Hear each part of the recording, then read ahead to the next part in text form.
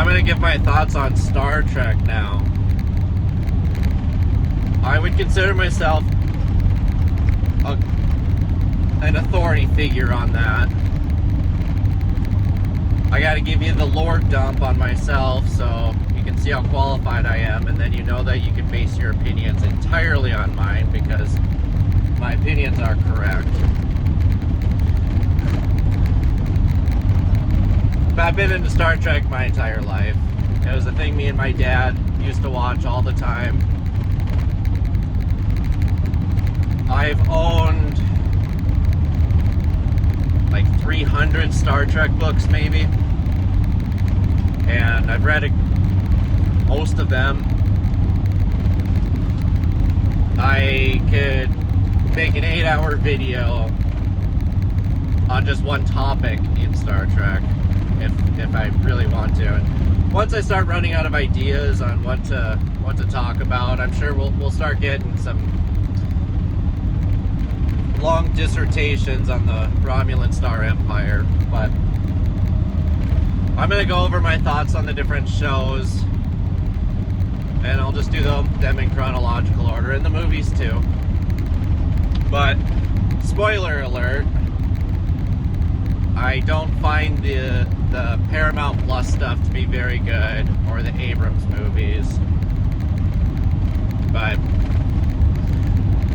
we'll start off with the OG series, and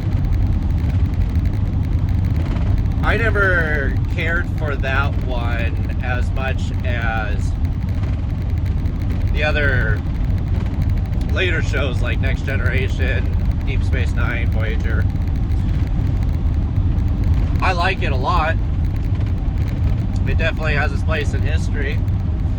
It's entertaining. I can still sit down and watch an episode and have a good time. It definitely feels dated though. And it's kind of funny when you go talk to ChatGPT and then you hear their artificial intelligence voices in that show, and the fact that we're so much more advanced now than they thought we would be in the 2260s. It's pretty funny.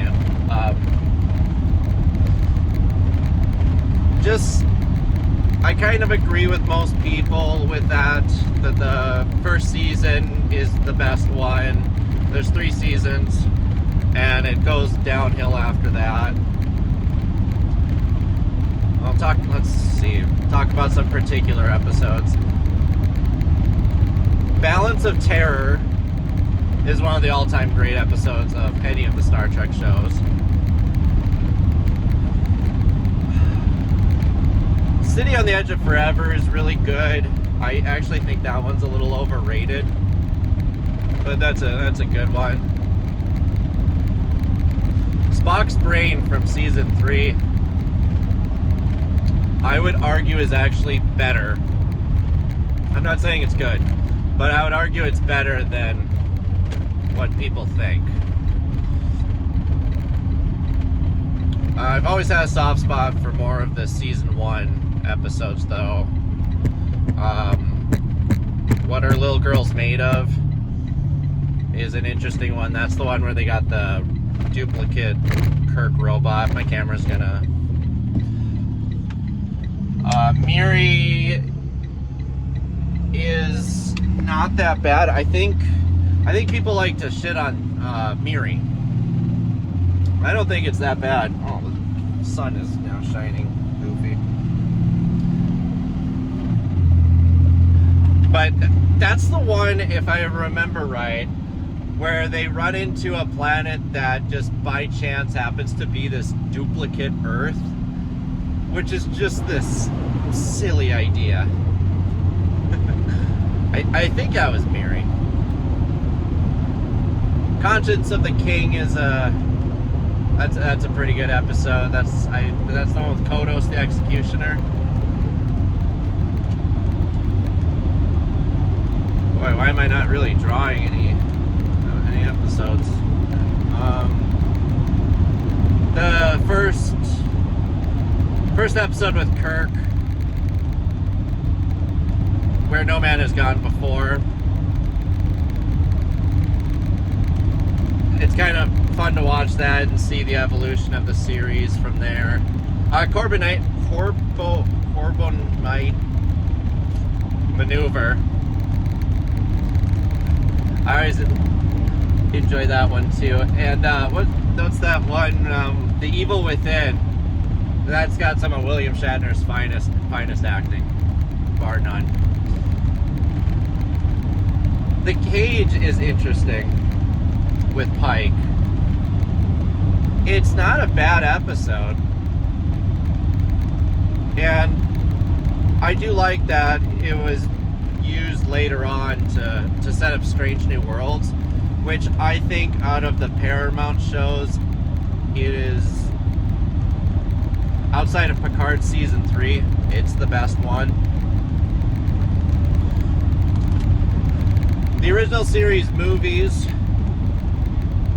are mostly hits. The motion picture can be slow, but if you go into it knowing that,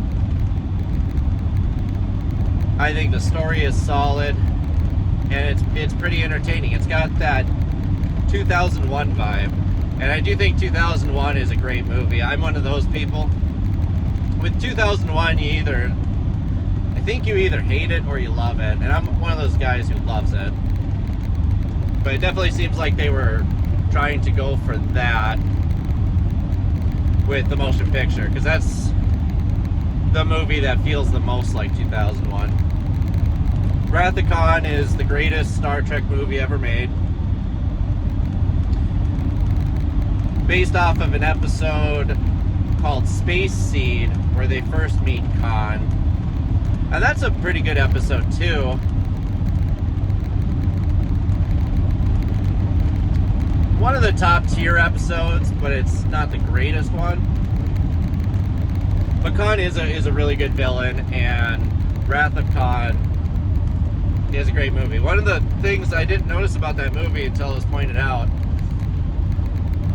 was that Khan and Kirk never interact other than through a view screen,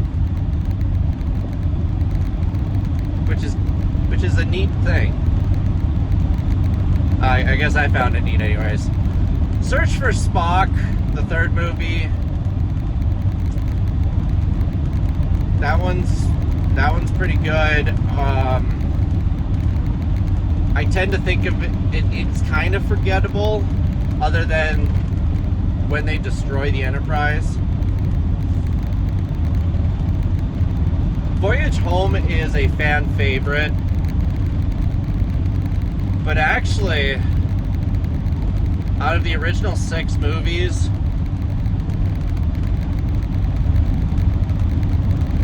this is a hot take here, but it might be my least favorite.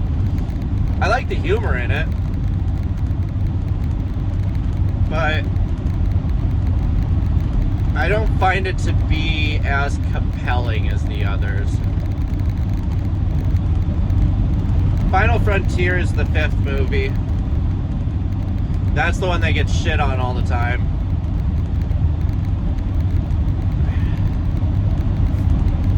There's good reason for that, but I really like the story. I like the idea of that movie. I really do. I think it's a bit underrated, actually.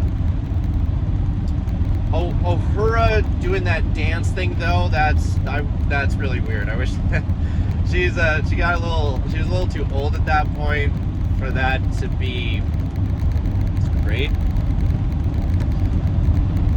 If I had any mark against that movie, it would probably be that scene. Oh, and then when they're shooting up the turbo lift and then they pass deck like 23 twice. That was pretty sloppy editing. Undiscovered Country is the 6th one. That's easily my second favorite of the original movies, and it might be my second favorite overall too. Kind of a political thriller in a way. But I think it's a very well done one. I think the whole stretch of the 6 movies is better than the TV show was. Although the TV show obviously very important. It started everything. But I thought the movies, I go back to the movies more than I do the TV show. So then you got a hiatus. There's the animated series, and I've actually never seen the second half of that. I think there's 2 seasons. I think I've seen the first. It's fine. You got Next Generation, and that ran from the mid 80s till 93 or 94. Fun fact, I was born in between The Best of Both Worlds Part 1 and The Best of Both Worlds Part 2. It's a fun fact for me, not so fun for you, I suppose. Season 1 of that show it's a miracle that that show made it past season 1 without getting canceled, because season 1, it can be pretty bad.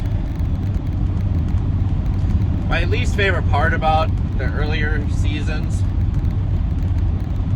is Troy's overacting. Especially when you go watch Encounter at Farpoint and then she's feeling the feelings of that space jellyfish. It's really campy. And not really in a good way either. Then the season 2, they got rid of Crusher for Pulaski in that one. And I don't mind Pulaski. I know there's some behind the scenes stuff where they were, like, the treatment of Gates McFadden wasn't great, I know. So I'm glad they fixed their mistake there. I'm glad they got her back. But I don't think Pulaski was bad. And my guilty pleasure, there's an episode called The Royale in season 2. And that's one that a lot of people say is a really bad episode. It's actually one of my favorites. I don't know why, I enjoy watching that. I'll go purposefully seek that episode out to watch it. Season 3 is where the show started to get good. Season 2 had Q Who, which is the episode where the Borg are introduced. The Borg are some of the greatest villains ever made. And Q is one of the greatest characters ever made in a Star Trek show. I always love his episodes. I should just talk about the Q episodes. Those are my favorites. Because that one in season 1, not Encounter at Farpoint,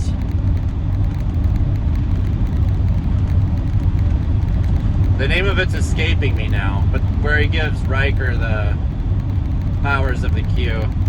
That's one of my favorite season 1 episodes. And then season 3, when the show starts getting good, you've got the best Q episode ever made, Deja Q, where he loses his powers. That one's really funny. I do like it when Star Trek does humor, because I think it does it pretty well. Or Worf's comment when Q asks what he has to do to prove that he's mortal now.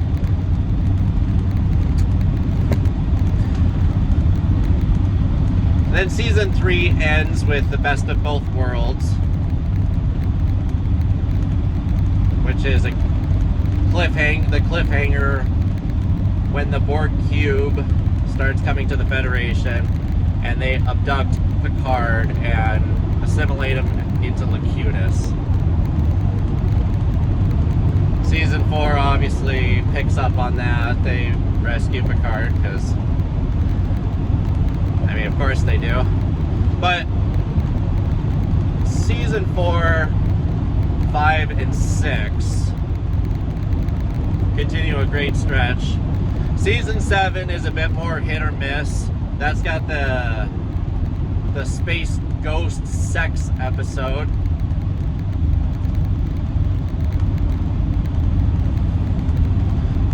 There's that Masks episode that I think is fairly cringeworthy too.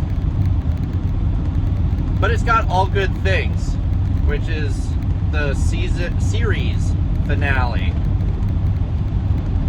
And one of the greatest episodes of Star Trek ever made. The movies, there were 4 of them. Most people would consider Generations the 7th Star Trek movie, but the first Next Generation movie. I like that one quite a bit. I don't see a lot of problems with it. People like to tear into that one, but I quite enjoy it.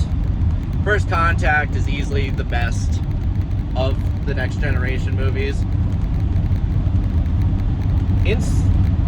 I don't really tear into the Next Generation movies much because people don't really care for Insurrection, and a lot of the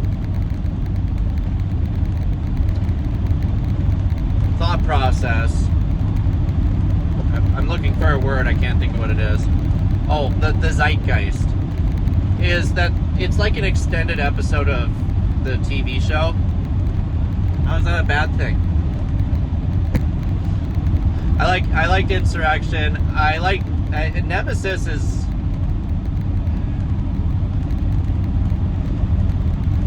Nemesis is an entertaining movie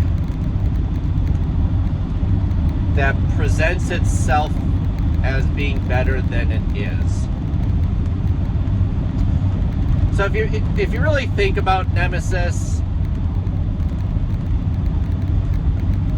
the writing is kind of weak because it's hard for me to put my finger on it.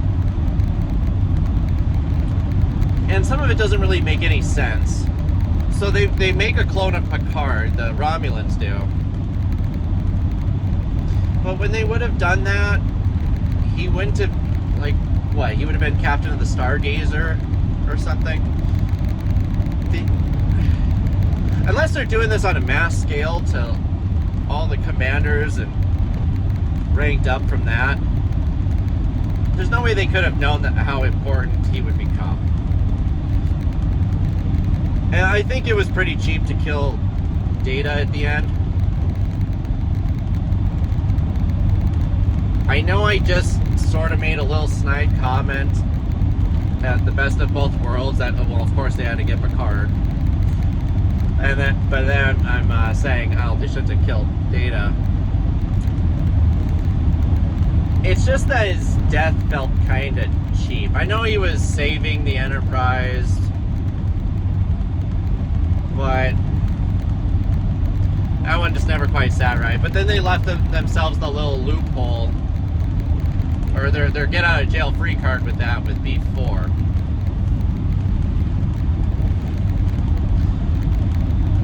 Deep Space Nine aired alongside the later seasons of Next Generation, and I'll go back and forth between whether Next Generation or Deep Space Nine is the greatest show of them all.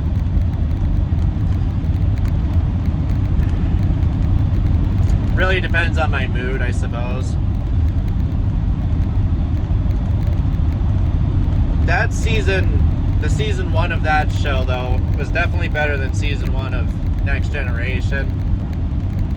Duet is one of the best episodes of the show. That's in season 1. That's the one with the Cardassian who was pretending to be somebody else so he could admit to war crimes and be executed because he felt guilty about the occupation. And I thought that was a very brilliantly written episode. You got the Dominion War that starts in season 5, and that show then becomes a lot more serialized, where you gotta watch every episode.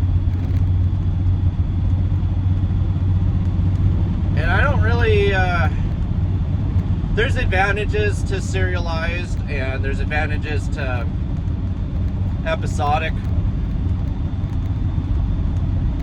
I think they made the right call making that show serialized in the later half. It fit with it very well.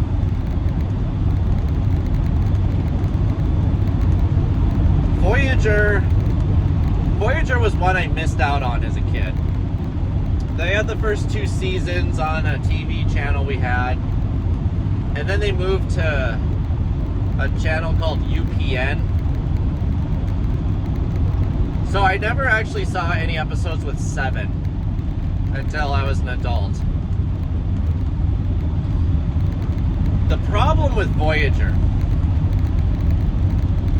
is that it tried to be too much like Next Generation, because they had a really, really awesome premise. Throw the ship out into the void, have them come home. But they never played into the strengths of that. It could have been, we got to get to this planet, we got to get supplies, you know, more of a survival type show. But instead it seemed like they had all the creature comforts. Like the holodeck should have never been used in that show to conserve power, that sort of thing. I like Voyager. I haven't seen every episode of that. I like it. There's a bit of wasted potential there. It's good. It could have been great. I love the Doctor, though. Helix is super annoying. He has his moments, though.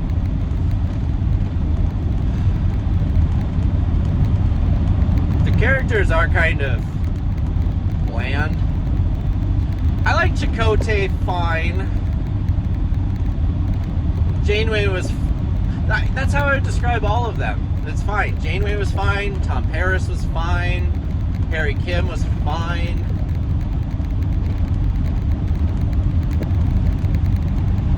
The Doctor, though. The Doctor's great. Next show is Enterprise. And when that one was announced and going to be coming out, I thought it was pretty lame that they were going back into the past. It was going to be a prequel show. It would take place... was that 100 years before the original series? But that was also on UPN, so I never saw that until maybe about 8-9 years ago. I love it. I love that show.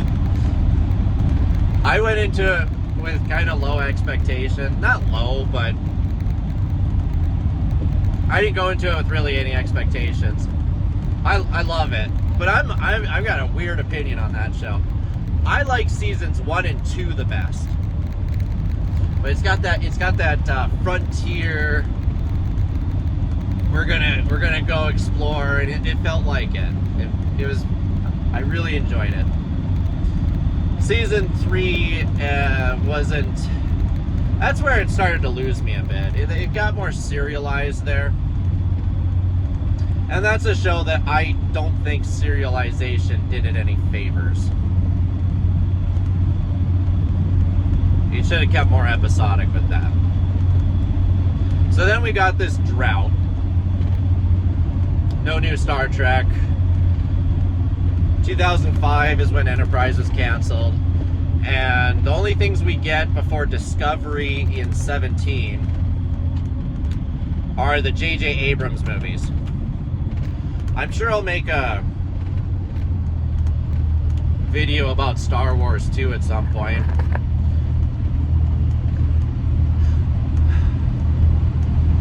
I despise J.J. Abrams. He is a hack, and he destroys everything he touches. The only good thing to ever come out of J.J. Abrams was Lost. The show Lost.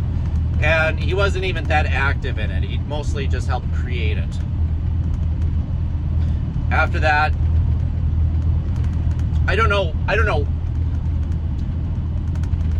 this is how I know Disney, tangent, this is how I know Disney wanted to destroy Star Wars, is because J.J. Abrams made Star Trek 2009. The Disney execs saw how trash that was, and then they put him in charge of Star Wars. I remember when 09 came out, critics loved it. I think they're all paid shills. That movie sucks. Into Darkness somehow got worse. That movie is not only transwarp beaming, you destroy everything when you introduce a concept like that. What's to stop Kronos from transwarp beaming a nuke into Paris? What's the point of starships? It destroys everything. Beyond was the only decent one. And that's because it felt like an episode. And it wasn't good, it wasn't great, but Beyond was definitely the best one out of those three. So then you got Discovery.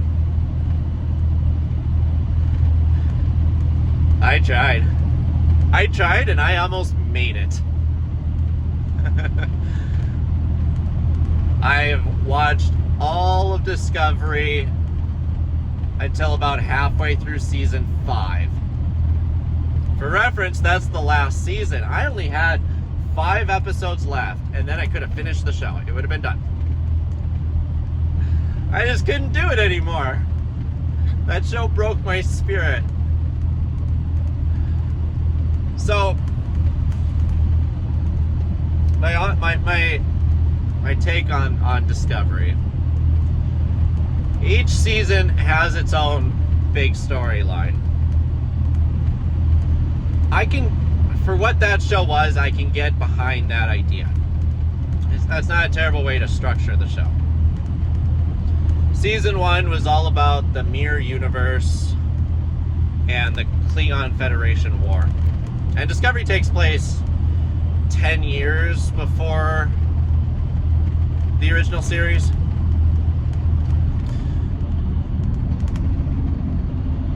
They changed the look of the Klingons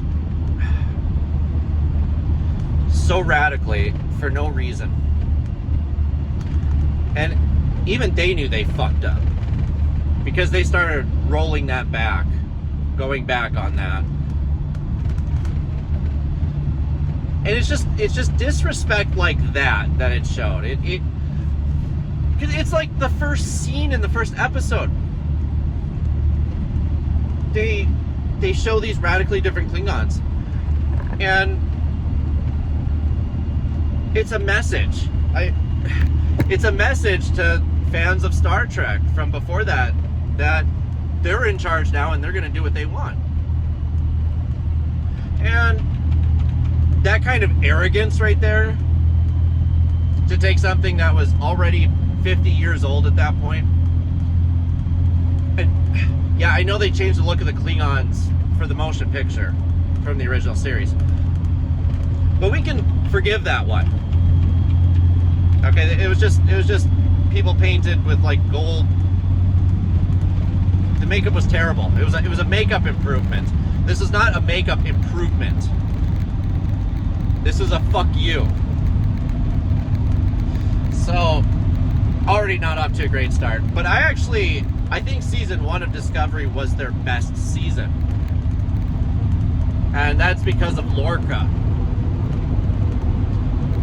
I actually thought the idea of an evil captain to be a decent idea. So for me, and then Stamets, the gay engineer guy. I liked his character quite a bit in season 1 because he was an asshole. He was pretty entertaining. I liked him. I started to resent that character though the later the show got, because he went from this arrogant, very intelligent but arrogant asshole to this super gay stereotype.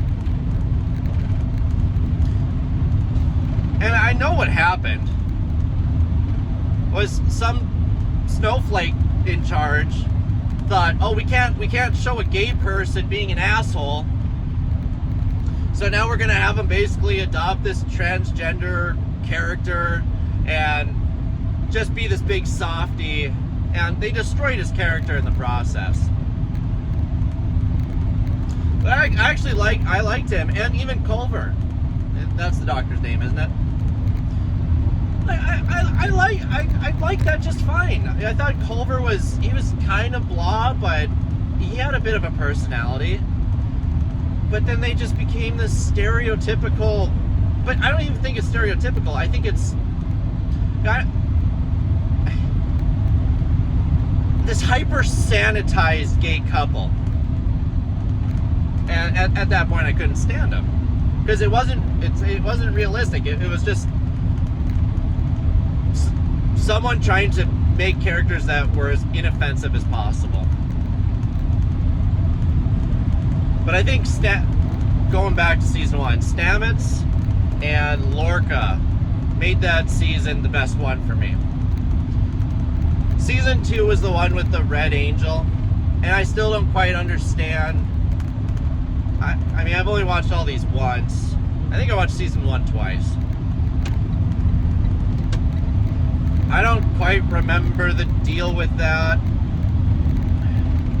The best thing I could say about season 2 is it brought us Strange New Worlds. They get thrown to the year like 3000 at the end of season 2. So then season 3, 4, and 5 all take place in this future Federation. And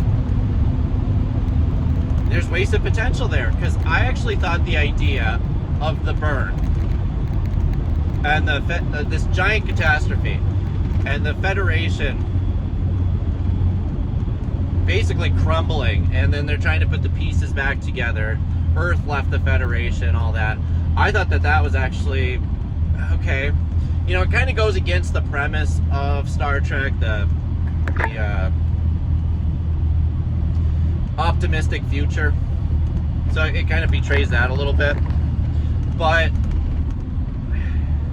I thought it potentially made for good storytelling.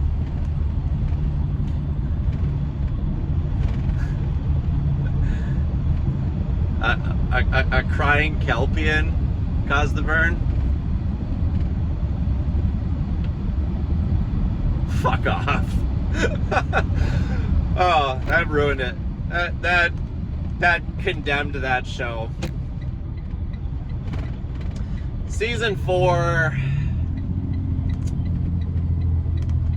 Oh, there's something. The problem with that show too was season 4 had some kind of season 4 had something that was going to destroy the galaxy. And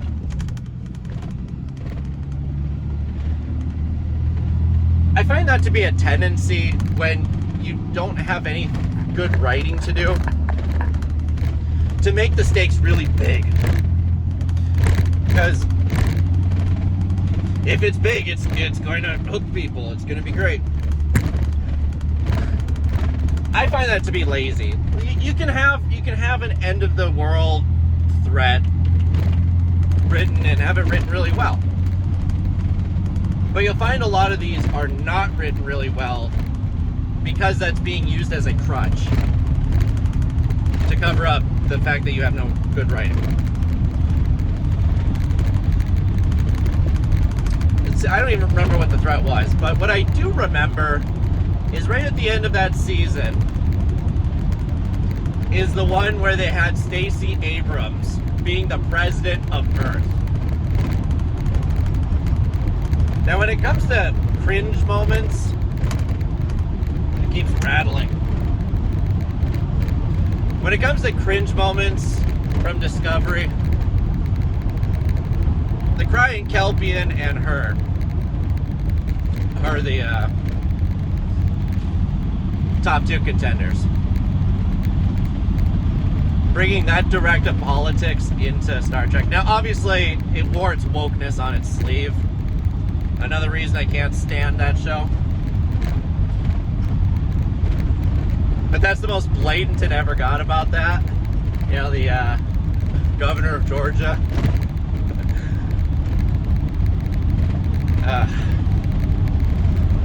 That was another fuck you to the audience, by the way. You know, you don't agree with our politics. Look, we just took this failure of a politician, and who's very, very, very much on one side, and we made her president of Earth. Fuck you, show. And season 5 had this green thing, and I dropped out after 5 episodes. I stopped caring. I stopped caring a long time before that. I suppose you could say I was hate watching it. The next one they made... Well, they had the short tracks. I don't really even remember many of them. But the one I do remember is the Trouble with Edward, which is that one with the Tribbles. And maybe I need to rewatch it again. But I actually found that one to be amusing, and that's one that a lot of people who hold similar opinions to me, they'll shit on that. But I actually remember being pretty amused by that one. But that guy they had playing Edward, who does Bob's Burgers, and he does another voice too. I can't remember what it is, but he's funny. He's funny. What was the next show they did? Was it Picard? Well, we'll go with Picard. So Picard season 1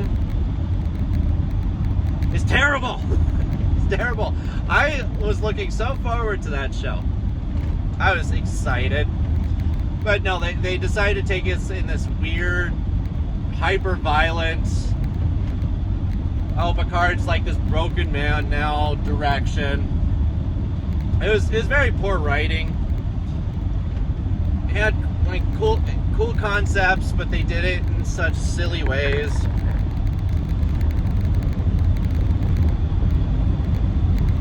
Bringing back Q in the Borg cube, but then I don't even think it ended up being that important in the end. Some stupid end of the galaxy threat again. Some machines that were going to come through. I don't know. It was bad. And then season 2 comes around, and the trailer had come out for that, and Q was back. My favorite character. One of them. And I let myself get really excited for that, and then it somehow ended up being worse.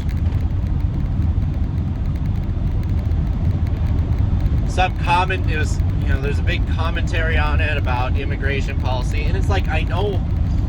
Okay, sidebar. I know reflecting real life problems and using sci-fi, Star Trek as like a mirror into our own problems has always been a thing with Star Trek. But the thing about pre-Discovery Star Trek doing it showed progressive ideals. You had Kirk kissing Uhura was one, although in the plot of the episode, they're not willingly doing it, but it was still progressive for the time. And I've heard the argument with Discovery that, well, it's just you know, it's still progressive. That's what Star Trek's always been. Discovery and Forward are not progressive. They're woke. Which is not on the right side of history. It's not a continuation of the idealistic, progressive ideal Star Trek shows. And even with some older Star Trek, there are things in that I'm more on the right on the right versus left. I'm more on the right on than they portrayed. But it was never offensive.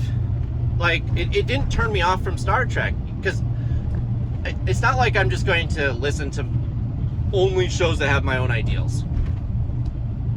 No. I welcome different viewpoints. But woke is nuts. And it makes everything it touches worse. So, when they're talking, making this allegory about immigration. Well, what they're doing is they're directly calling out the United States and its current immigration policies, not like immigration in general and the goods and the bads about that. No, they're directly calling out, and it's like you're going to turn off half your audience. They've been gone. They've been gone since Discovery Season 3. At the very latest. So I thought Season 2 was trash, and that one is a tragedy because Q is wasted. Just completely wasted. And then you got Season 3 of Picard, which redeems the whole thing. I love that season. I don't know. I'm assuming they must have gotten new writers. They brought back everybody. It was very well written. It was compelling. It had me on the edge of my seat. The characters are great. Liam Shaw is the greatest Star Trek character of all time. Even better than Q. I fell in love with that character. I don't have a single complaint about Season 3, and as far as I'm concerned, it's the last movie. Like, when you watch Next Generation, if you sat down and you wanted to watch Next Generation, watch Seasons 1 through 7, watch the 4 movies, and then watch Season 3 of Picard. That's easily the greatest thing that Paramount Plus ever did with Star Trek. I think Lower Decks, I don't remember if that came out before or after Picard. Lower Decks is not good. I've laughed. Don't get me wrong. And I gave up on that show too. I think I watched the first 4 seasons. I believe there's 5. Badgie made me laugh. But not a whole lot else in that show did. I'm not really sure who they were going for, because it was made by people who obviously have love for your Next Generation era. But it's a show that's made for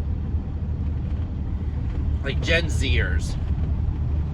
And that's not the generation that grew up with Next Generation, so because I never quite clicked with a lot of the humor in it.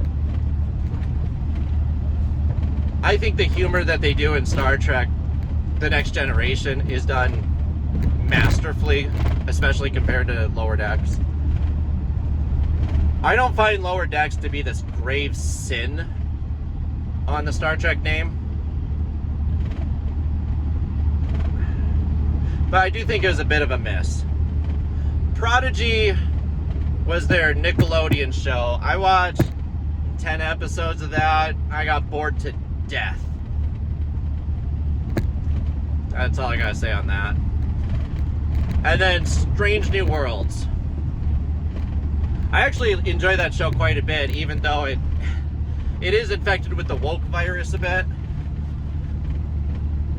That's my biggest criticism of it. I think it's actually really well written for the most part. I really like season 1. Season 2 is almost as good. That episode where Spock and his fiancée switch bodies is a really funny episode. I really like the characters in it. I think Ethan Peck makes the... Here's another hot take. I think Ethan Peck makes a better Spock than Leonard Nimoy.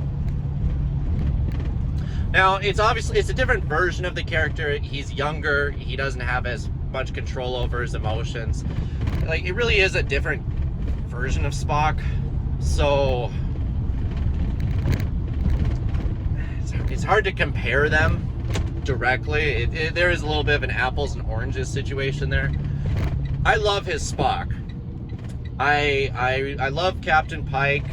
I can't think of what the guy's name is. Anton or something. The actor. But I think he does a great job.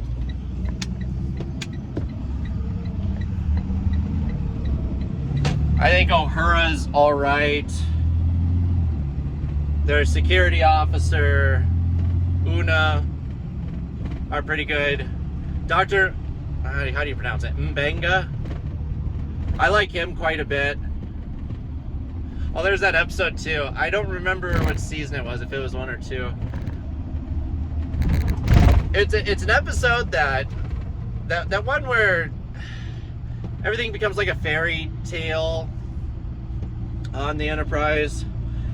And it's similar to a lot of episodes from the older shows, you know, like your holodeck episodes. And those are generally my least favorite episodes. One of my least favorite... no, I won't say that, actually. But they generally tend to be my least favorite, where they kind of go into a different genre or whatever. That was my favorite episode of that kind in any Star Trek show, because it made me laugh quite a bit. It's kind of like Cupid, the Q episode where they go to Sherwood Forest, where it was another one of those, like, oh, we're Robin Hood. We're doing Robin Hood here. But it was funny. And that I can't think of what the name of that episode is. This should be my last time my camera does this.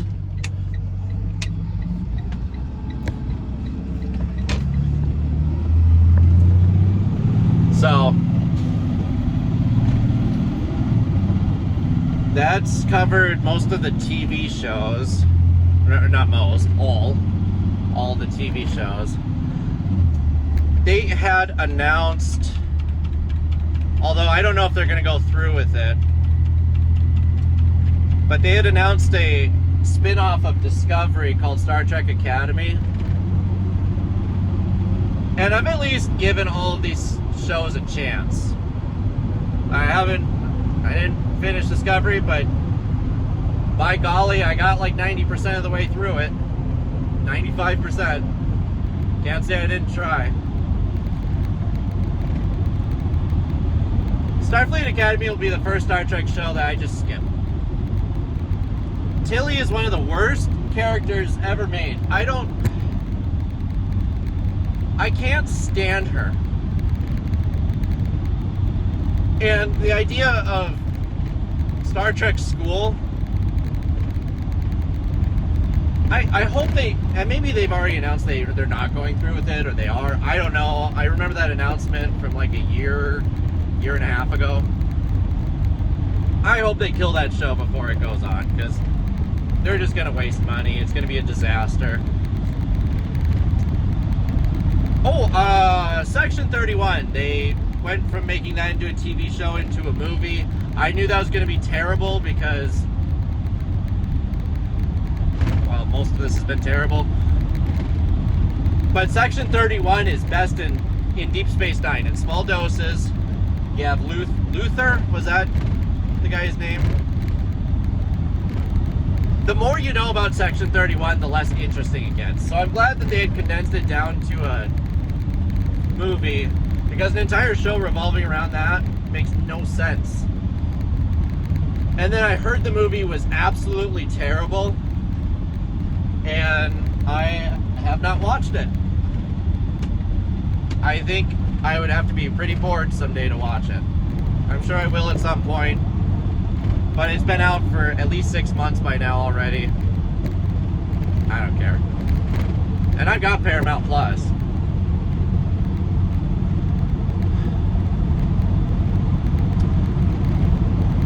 I guess I can talk about the books a little bit. I'll just touch on them briefly. I've read the highlight. I'll just go over the highlights, I guess. New Earth is a 6-book series, and then there's a spin-off called Star Trek Challenger, which they only made 1 book of. And I really liked those. They take place between the motion picture and Wrath of Khan. It's about going like 6 months out of Federation space, starting up a colony. I found those to be very enjoyable. I reread them occasionally. They're a bit disjointed. They had different authors doing it, and I think they passed notes to each other that were not quite correct, or based on earlier drafts, because there's some discrepancies in it, but that's part of the fun. I wish Challenger had gone on. I used to like Diane Carey's writing fine, but I find it to be a bit drab nowadays. Maybe drab. Purple prose. Way too many naval references. The book Ship of the Line is one of the worst Star Trek books ever written, and I own that in hardcover for some reason. The Gateways books, which Challenger was, that's the one Challenger book that was ever written. Those ones are a lot of fun. Destiny was decent. I just read that a couple years ago. I haven't read a lot of the ones that take place after the shows, other than the first part of the Deep Space Nine relaunch. But I thought Destiny had an interesting idea for the origin of the Borg. I would recommend that. Best Destiny, that's Diane Carey too, actually. That's a fantastic book. In the Name of Honor by Dayton Ward, it's pretty good.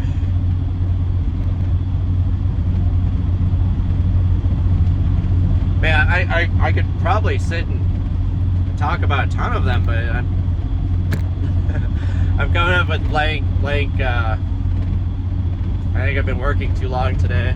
Plus, I'm at 53 minutes for this video already, so I should probably wrap it up.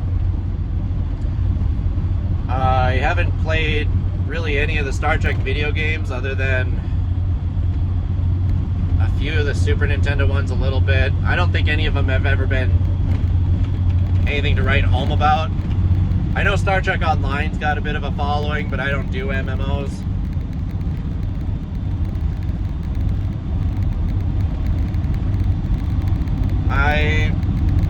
I suppose I'll probably keep it at that for my Star Trek thoughts for now. So I'll make another video soonish, I'm sure, about my Star Wars thoughts, the lesser of the two franchises.